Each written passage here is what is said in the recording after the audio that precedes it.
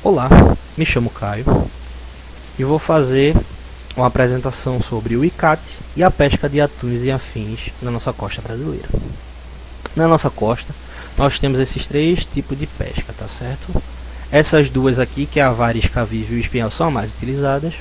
A vara isca-viva consiste em utilizar varas de isca-viva, só que você atrai o cardume dos atuns para próximo do barco, jogando os esguichos de água para poder fazer um revolvimento dessa água no casco do barco, para poder atrair esses atuns, e você também oferece um pouco da isca viva para que eles encostem. Então fica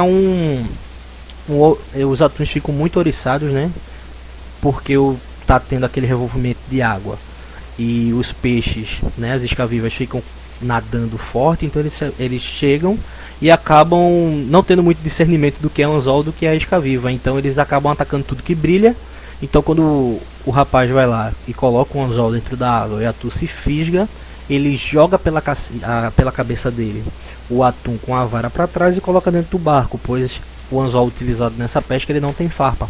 Então ele faz o movimento, bota para dentro e assim ele fica pescando, colocando o anzol dentro da água, puxando e pegando os animais. Esse é um tipo de pescaria.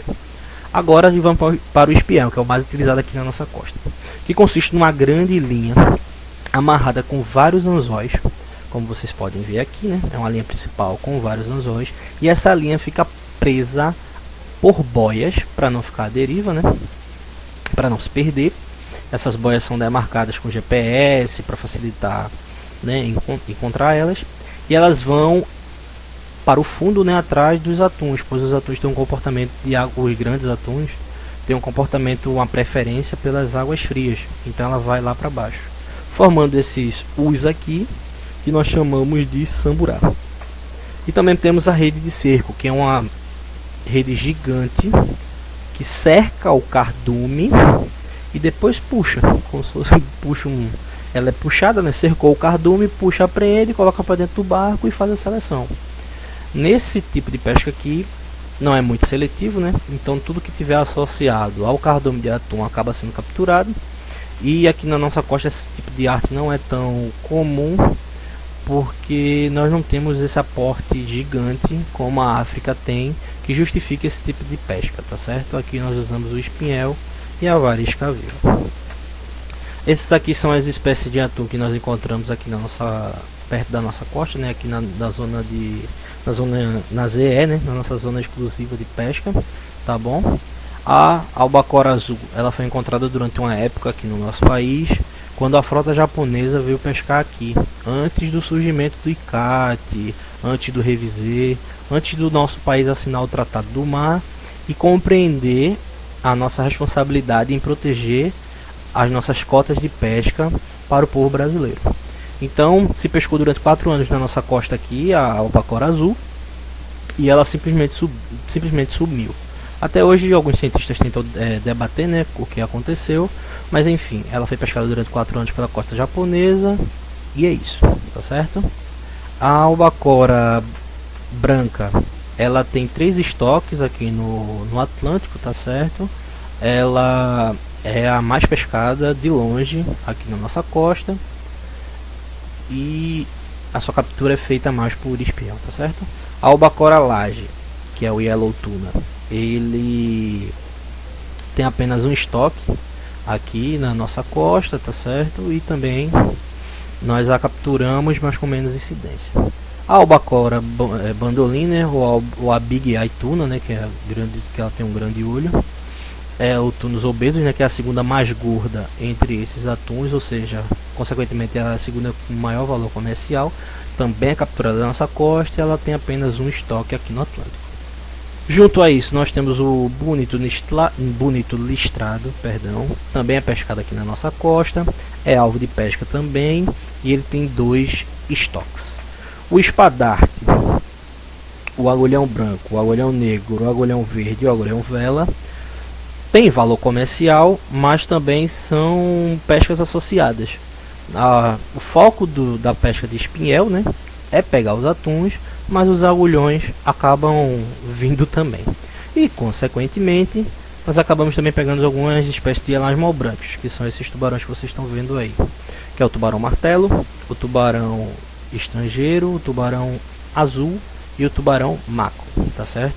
São vendidos, mas sua pesca é incidental, tá certo? Aqui também nós temos alguma espécie de raia que também é capturada, o dourado também é capturado, a cavalearu também é capturada, que é uma espécie de cavala gigantesca, e esse peixe prego também tem valor comercial e é capturado por esse tipo de pesca, tá certo?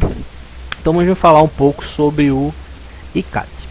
O ICCAT ele surge por um decreto, né, tá certo? Que é o decreto 65.026 de 20 de agosto de 1969, que faz, né, que como diz aqui, né, promulga a Convenção Internacional da Conservação do Atum e afins do nosso Atlântico, tá certo?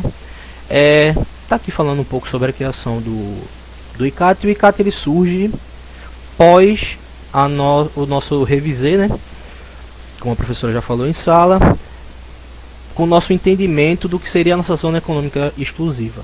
Então o ICCAT vem para poder unir, se eu não me engano foram 17 países no começo, para definir as cotas de pesca de cada país, respeitando a soberania deles sobre as suas áreas exclusivas de pesca.